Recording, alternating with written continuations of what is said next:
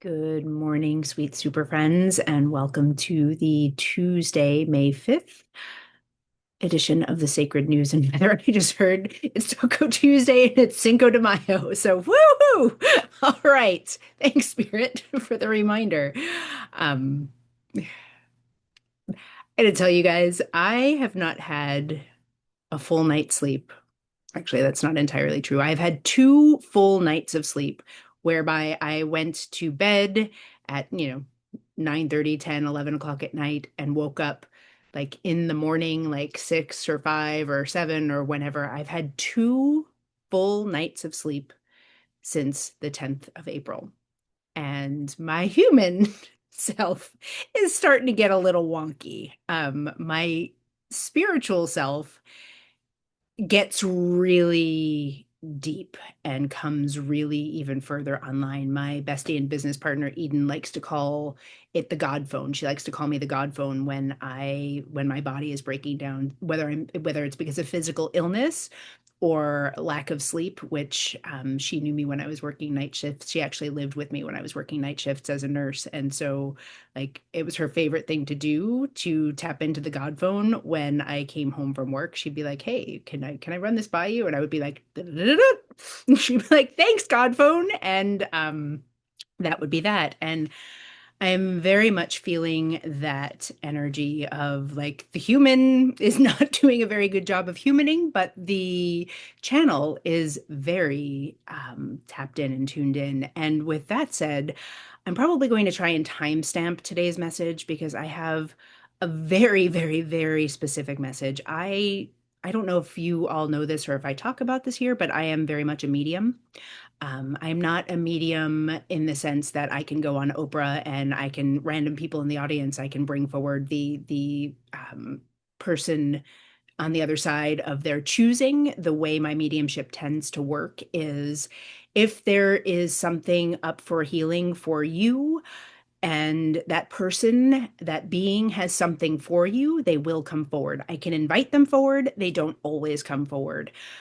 But last night I had a first, and it was in the middle of the night, and I had a visitation from someone on the other side, someone who belongs to someone who was listening to a message. I believe one of my messages last night. I believe someone who was listening to one of my messages last night reached for me in such a way, or their person reached for me in such a way that I tuned in. So I'm going to deliver this message and know that if you don't have someone on the other side whom you have been married to or were married to for quite some time, you are very, very likely going to be a feminine, a divine feminine, probably in your elder years or later years.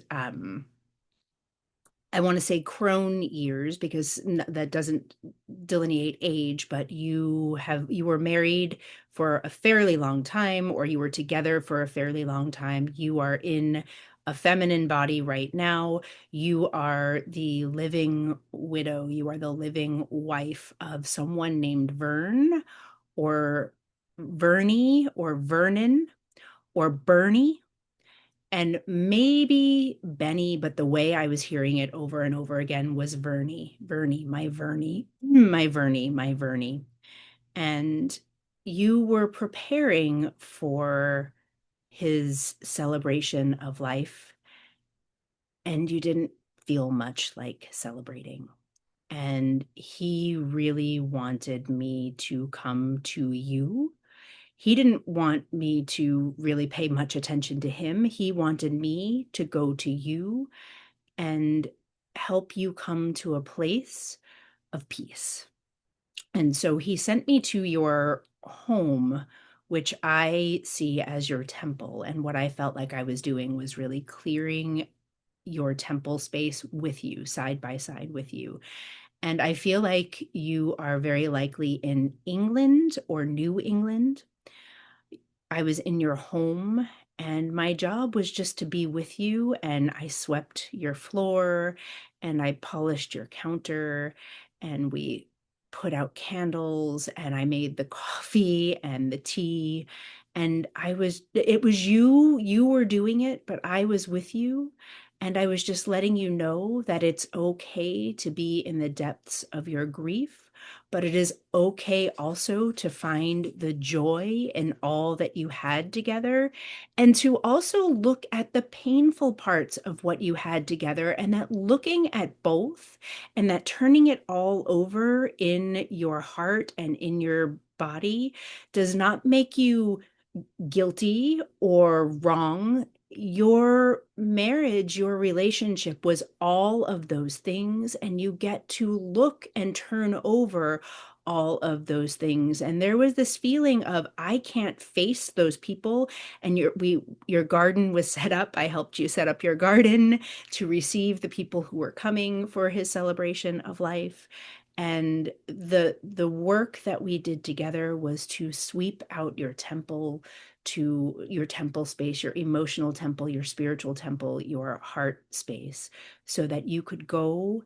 And what we did was we threw open these beautiful French doors and we stepped out onto a patio or a deck. We were above everyone, and everything was ready, and you were ready to truly celebrate his life, knowing that all of the complexity of the feelings you're feeling are exactly right, and knowing that your Vernie, I'm going to call him Vernie because that's what I kept hearing. Your Vernie is very much in a place of peace, and he is gazing upon you with so much love and so much, like, what I just saw was just like beaming light on you and letting you know that all the things that he couldn't let you know in life because he didn't have words, he didn't have the ability to speak all of his words. He just wanted you to know that he loves you so much,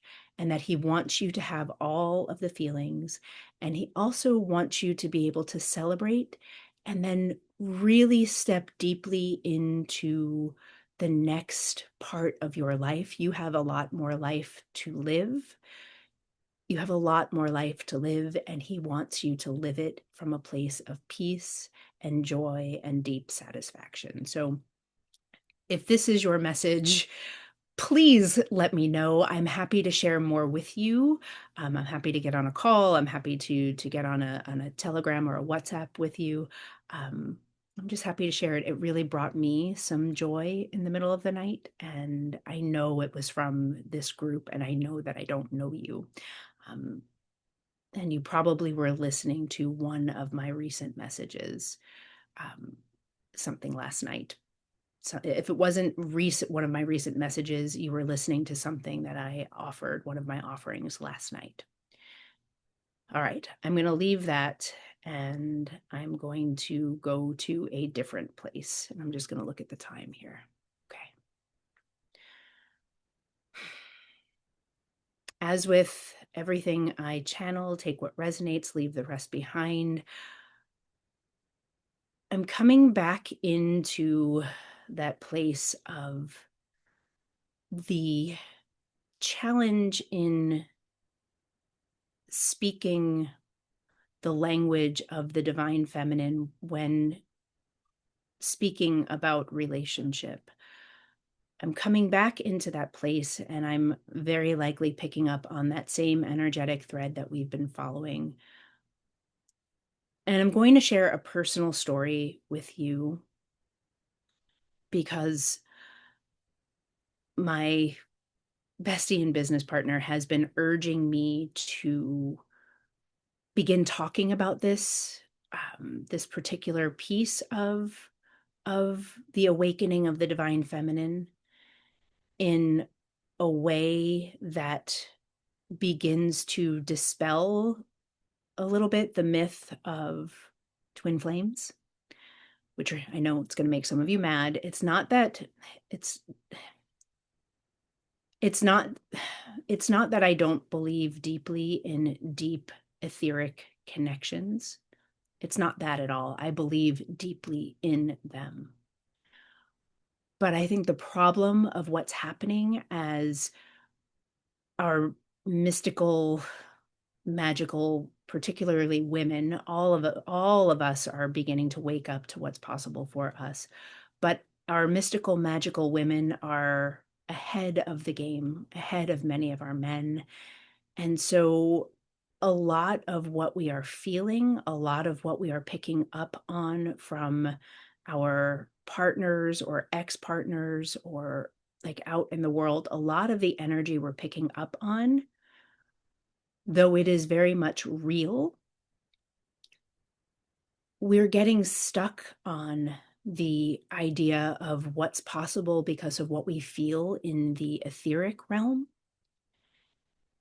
And what we need to do is recognize that just because there is deep feeling and deep beauty and deep connection and often silent communication, like because there is all this etheric connectivity doesn't mean it's going to come forward for you and be able to show up for you in real life. And so that's the piece that I want to speak with you all about today. I can feel where I'm going to be teaching about this probably in some sort of a masterclass. Because if you're anything like I am, and I think if you're visiting here, we probably have a few things in common.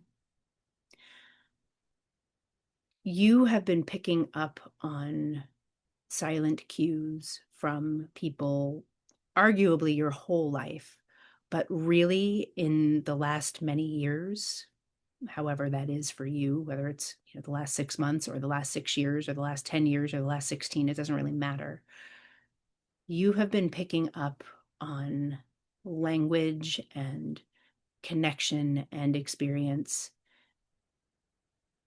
in one flavor of depth, in one flavor of soul recognition, in one flavor of deep, intimate, beautiful connectivity that may have appeared in real life, but it didn't stay. And rather than choosing to let it go, rather than choosing to surrender and trust that if something is for you, someone is for you, they will in fact come back for you in divine timing, in the right timing, rather than surrendering to that truth, which is, yes, you had this deep, very likely you had this deep, beautiful, incredible connection, but that connection did not get reflected for very long, if at all, in real life. And the way it moved in real life was that beautiful coming together, that knowingness of the rightness of it, and then the disappearance. Sometimes there was a wobble first and then the disappearance, but what happened was the disappearance. And rather than surrendering, rather than letting go, you dug in and hung on. And maybe you started watching twin flame videos on YouTube. Maybe you started getting tarot readings to predict your future. Maybe you went to see a psychic or a medium. Maybe you started reading books. Maybe you started living in fantasy land rather than living in real life. And so this message is for you. If you are waiting, if you are hanging on to a deep soul connection that never fully expressed itself, never matched what you have in the etheric in real life,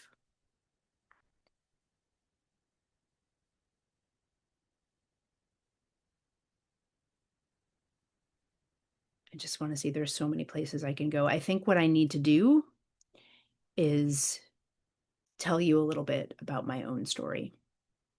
I think that's where we need to go today. So I will say probably about 16, 17 years ago now, I met someone and we were never intimate. I don't even think we like even like touched hands. The only memory I have was this imprint of him. We were at a gathering. We had spent a weekend together among a whole bunch of different friends. We met as strangers. We ended up spending a weekend in groups. And the only physical imprint I have of him is that I was sitting on the floor and he was sitting on the couch, and his leg like touched my back or the back of my arm. And when that happened, there was this zzz and this feeling of, holy shit, what was that? And I couldn't even tell you what it was, except it was like this cosmic zzz, and it made an imprint in my body. And because we were kind of the leaders of each of our group, we communicated a little bit more, and we had some communication, but not very much after that. I thought maybe, oh, maybe he felt that sizzle too, and it was going to turn into something. There were a few phone calls, but nothing ever came, and he lived at a great distance from me. Fast forward a few years later, and he came back. He resurfaced. And when he came back, I think he was coming back to see if there was something between us, but I was already involved with someone else. And the only physicality we experienced then was we were walking home. My person was up ahead, my boyfriend. He brought a good friend with him. So we were walking home in the dark from a restaurant up on top of a mountain where I lived. And I stumbled and he grabbed my arm and he took my hand. And we held hands in the dark until the street light came. And then we let go. And that was it. And then he disappeared a few days later with his friend. Like that was the sum total of our experience together. And I would dream of him. I would see him like in my mind's eye. He would come forward in my mind, but this was before I was meditating. This was before anything was anything. He would just like kind of come through, like sail on through, like, oh, hey. He called me out of the blue after years had passed on the day that I came home from delivering my son. I'm a single mother by choice. For those of you who don't know, I'm a single mother by choice. I have now an 11-year-old boy and a 6-year-old girl. They were conceived with donor gametes. There is no partner for either of my children, and I'm unpartnered even still. And anyway, he called me on the day I brought my son home because he could feel in the ethers, and he called and he told me that he and his wife were having difficulty conceiving. Came and went. That was it. I thought it was an interesting call. He called me again like 3 days after I brought my daughter home from the hospital. So you see, like the soul connection, the deep soul connection. And by the time I brought my daughter home from the hospital, my gifts were beginning to wake up fully. And then probably a year and a half, 2 years later, I didn't hear from him after that. I was in a hotel room in Colorado, and I was getting ready to really launch my business. And I was away from my children. I was away from my daughter for the first time ever, and away from my son for maybe the second or third time ever. And I was sitting in a hotel room in Colorado by myself, and he came forward And it was the weird, like I was in meditation and he came forward and there was this whole etheric dialogue, this whole etheric relationship happening. And I went to bed and I dreamed about him all night long. And the next morning, I was in the bathroom brushing my teeth and I was having the thought of, does this mean that I should call him? Is this something like what is happening here? And all of a sudden, bing, a text message appeared. So if any of this is familiar to you, then you probably should keep listening. And if none of this is familiar to you, you can feel free to keep listening anyway. There might be a reason why you're here. You may not know why you're here, but there might be something for you.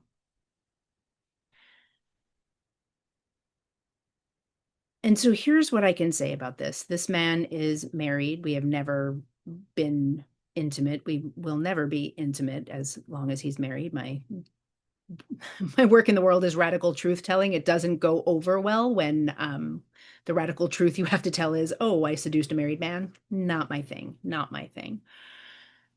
So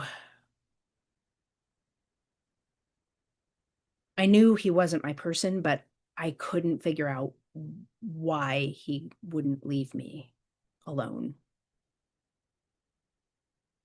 and what it all meant, which sent me on a deep dive into learning about past lives, past life relationships, and the Akashic records. It sent me on a deep dive into my own being and why I am drawn to unavailable men.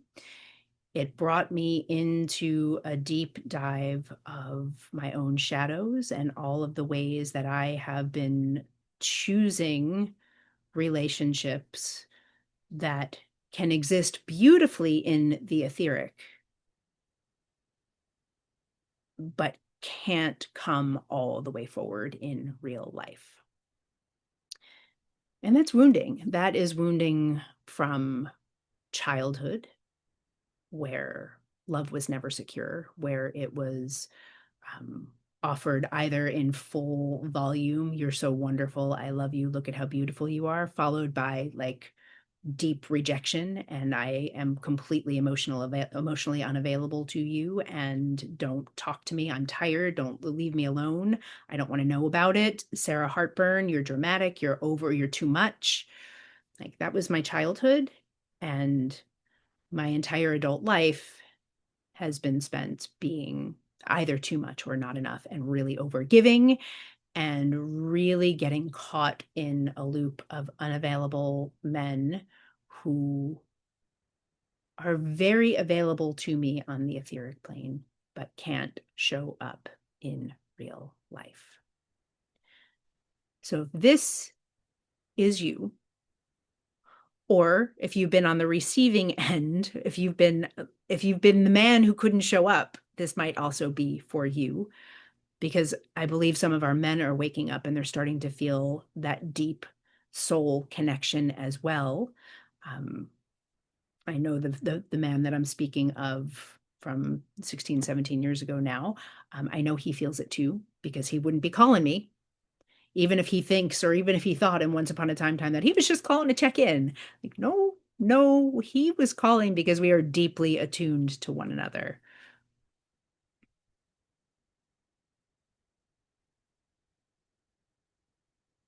My business partner likes to joke, but it's the truth that one of the reasons I developed my gifts or my gifts came forward and see if you see yourself in here as well is because no man in the history of I don't know, I'm 50, 51. So no man in the history of my dating life, which has been since probably I was like 14 or 15, has ever told me the truth. Whether they were like outwardly lying or cheating or doing something that they shouldn't be doing, or whether they were unable to tap into their full feelings and express them, whatever the reason, no man has ever been able to fully share the truth of who he is with me. And so I had to go the back end. I had to go the other route. I had to go underneath, around, upside down, inward to find what was actually happening.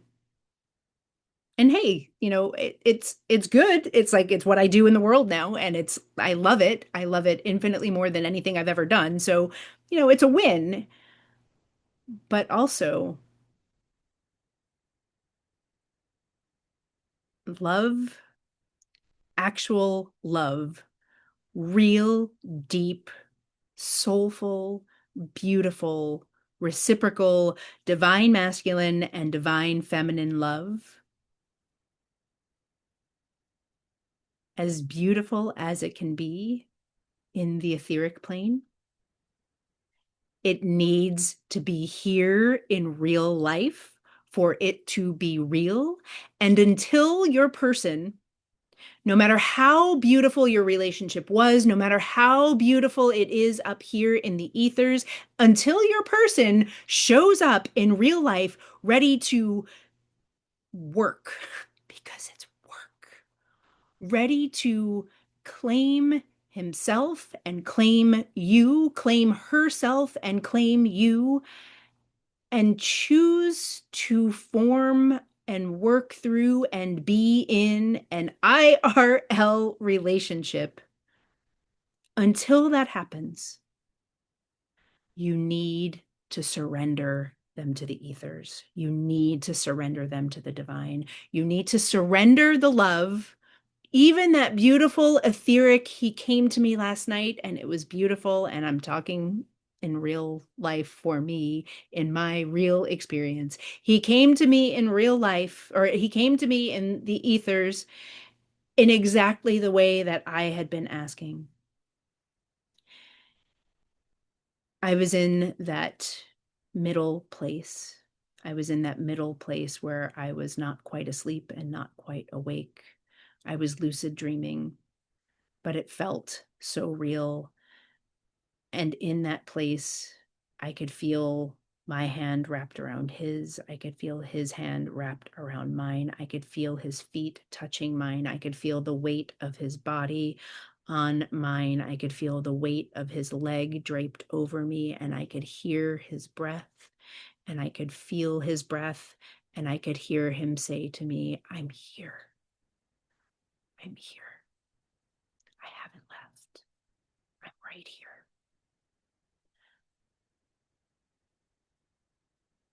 And for the length of time that it lasted, I stayed there and I was like, oh, he's here. He's here just in the way that I want him to be. He showed up for me in exactly the way I need him to show up. And he's letting me know that he's here and that he hasn't left and that it's so beautiful.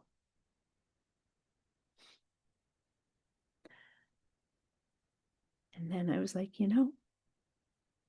motherfucker, get here. Make the decision that you need to make to get all the way here. Because that etheric connection is gorgeous. It is perfect. It has so much potential, and you know it, I know it, we know it, you and your person know it. But there is something in the imbalance of our masculines and the gifts awakening in our feminines that create a lopsidedness that is just not acceptable. You, as the feminine, with your heart and your gifts and your unconditional love, which is so beautiful, by the way. And by the way, you're amazing for being able to stay in that unconditional love despite all of that, all of the things that you have been through, all of the love that you haven't received, the fact that you are still showing up ready, willing, able to be and hold someone in unconditional love, I just want you to acknowledge that gift in yourself right now because it's huge.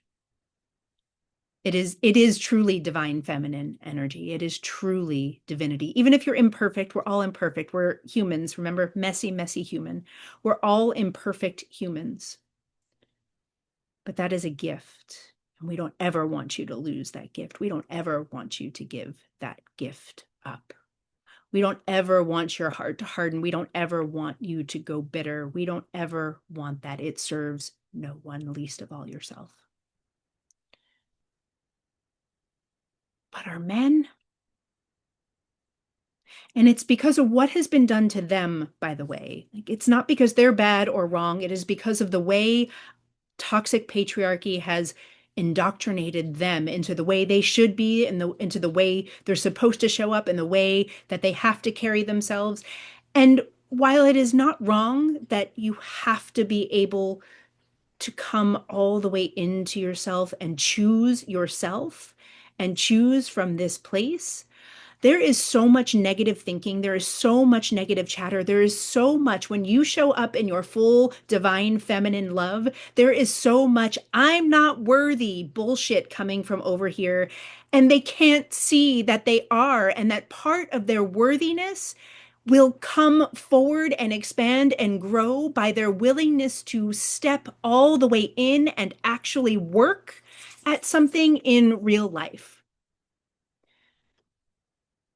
Our men are up in their chatter, they're up in their negative thinking, they're up in their shoulds, they're up in all of the ways that the patriarchy has told them they're supposed to be and they're supposed to act and what they're supposed to have in order to be worthy of this beautiful woman who is coming toward them. And they've never seen anything like you and they've never felt anything like this. And they recognize in their being, this is it. But instead of coming all the way in, they're like, oh, fuck, and they bolt. And when he bolts, you have to let him go. You have to let him go. You can love unconditionally. You can beam him love. But when he bolts, the only way he's coming back, it's not going to be because you're sending him these big swaths of, I love you, I love you, I love you. In fact, it's probably making him feel like, oh God, oh God, oh God, over here. He's probably kind of freaking out when he feels your connection in the ethers because he doesn't understand it in the way that you understand it. He doesn't have language for it because our culture doesn't have language for it, but you can actually feel it. And what he feels is, am I crazy? I think I might be crazy. Or like there might be just enough of the recognition of your magic that he's like, she's put a spell on me. Like there's something that it's the negative thinking, like this can't be good.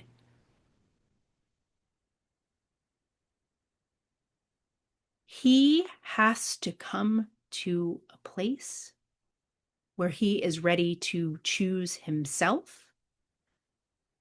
And by choosing himself, if he can do it, if he can choose himself and know that what you are offering is the most beautiful kind of love there is, if he can make that choice, whatever that choice is, whatever he needs to choose, whether it's to stop the negative thinking, to reclaim his power, and to recognize that you are actually feeding his power and nourishing his power, when he can, if he can recognize that and he comes back, then the thing that I've been talking about for the last several days, which is that new I-beam construction in both of you, then you can build something. But he has to choose, and you can't wait. You can't wait and get put your life on hold and put your heart on hold and put everything on hold here. Yes, maybe you're not ready to go launch into something new, and that's fine, but launch into you, launch into your growth, launch into your passions, and let go of this idea that, oh, we're in this twin flame relationship. Oh, we love each other up here, so it must come together someday. It may not. It may not. And the longer you hang on to something that isn't for you, the longer you continue to choose something outside of yourself. So you have to choose too. You have to choose for yourself to let go, not of the love, but to let go of the idea that your job is to wait, to stop reading all the stupid bullshit twin flame things out there, to stop trying to predict the future with tarot cards, to stop calling your psychic network. The answer isn't out here. The answer is in here for both of you.